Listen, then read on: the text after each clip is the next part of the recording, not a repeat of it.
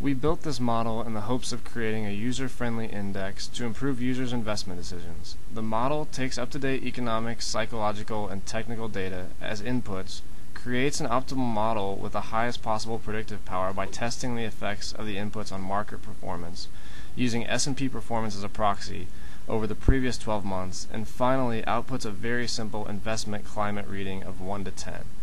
By interpreting the model's output and acting on its recommendations, the user can gauge the attractiveness of investment in the market and adjust his behavior accordingly, ultimately maximizing his return on investment and minimizing any losses. So first we'll begin, when you open the file in Excel, you need to make sure that macros are enabled, and then we can go to the very first step, reading the instructions here. We'll have to start on the main worksheet and then click the Update Data button to draw up-to-date data from the web queries we've enabled. So let's start on the main sheet, and we'll hit Update. It may take a few seconds as it says. Now we're gathering all new economic, psychological, and technical data to input into our model.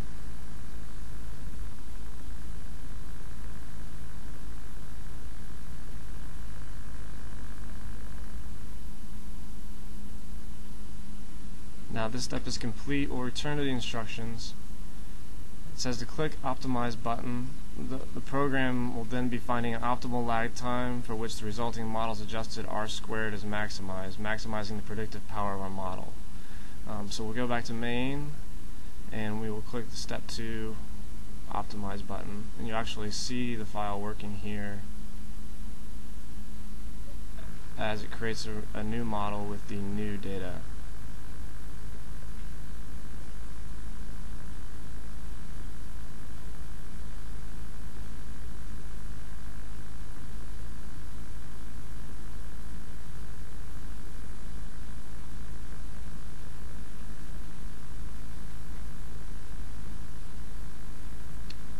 Now the new model has been created. We'll return to our instructions, and it says you'll find all 4 meters on the main page have updated after the optimization based on the new data and newly created model, which is true. We'll return and see here we have an economic indicator of 1, psychological of 3, technical of 7, investment climate of 2. So we'll return to our instructions to figure out exactly what those numbers mean. Here in the interpretation section, we see that the largest meter on the main page is the investment climate meter. On a scale of 1 to 10, it measures the market's attractiveness for the investment. So again, here's our main investment climate meter. This is what these 3 sub-meters input into, and we have a reading of 2, which is not favorable, an unfavorable investment climate.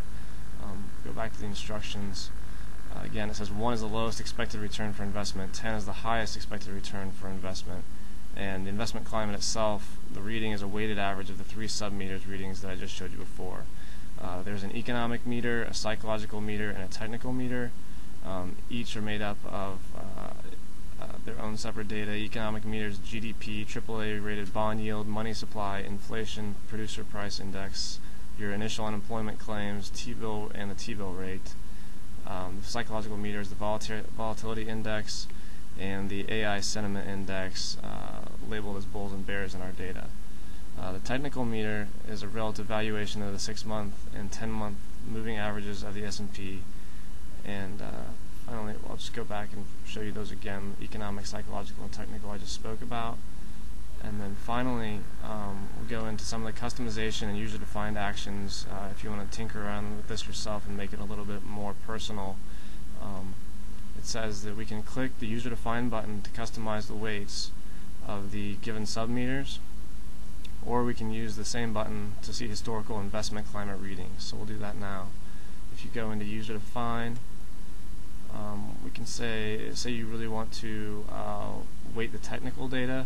We might reduce the economic factor weight to say 15%. Psychological factor to, we'll just say, another 15%, and finally a technical factor 70%. And as you adjust these weights, you can see the technical factor is very positive, while the psychological and economic are less so. So we should see this investment climate metric increase significantly as I hit submit here, and we reshape the composition of the investment climate metric, and we do. It goes up to 6, as you see. Another option, as stated in the instructions, is to look back at historical levels of the investment climate. So let's just, for example, we'll try an arbitrary date here, June 1997, and we'll update the time. And you can see the investment climate was very positive at an 8 out of 10, with all 3 economic, psychological, and technical indicators being positive. So we can, to return to the previous model, or the standard model, you just click the standard model button here. We're back to where we started. We'll close out of this, and then we'll go back to the instructions to look at our last customizable action here. It's the backtesting section. Click the backtesting section, the button on the main page, to see historical charts of the S&P 500 graphed against each one of our submeters. The time ranges for each chart can be customized by entering start and end, month, and year, which I'll show you right now.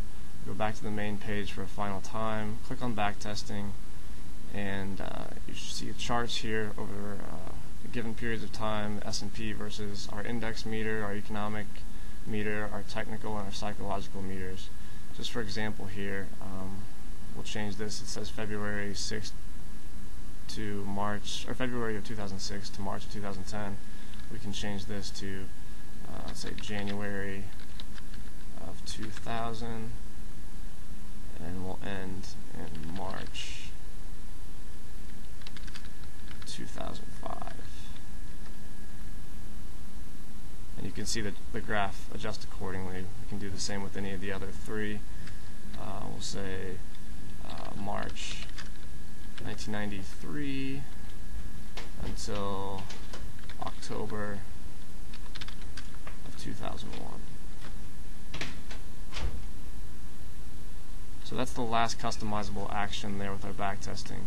We'll return to the main page, and after this tinkering, a user can interpret and evaluate these metric outputs to then influence his investment decisions and hopefully optimize his investment performance.